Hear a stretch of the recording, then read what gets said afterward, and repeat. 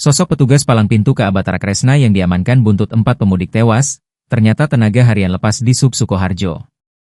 Seorang petugas palang pintu perlintasan kereta api di Kelurahan Gayam, Kecamatan Kabupaten Sukoharjo, telah diamankan pihak kepolisian.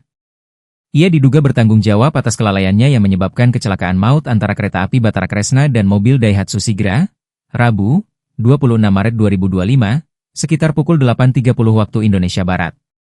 Hingga saat ini, identitas petugas tersebut belum diungkap.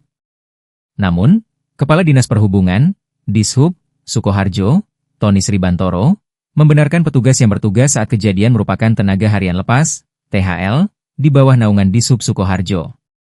Betul, petugas itu adalah THL kami. Saat ini sedang dalam pemeriksaan di Polres Sukoharjo dan saya belum bisa memberikan komentar lebih lanjut, ujar Tony, Rabu, 26 Maret 2025. Sementara itu,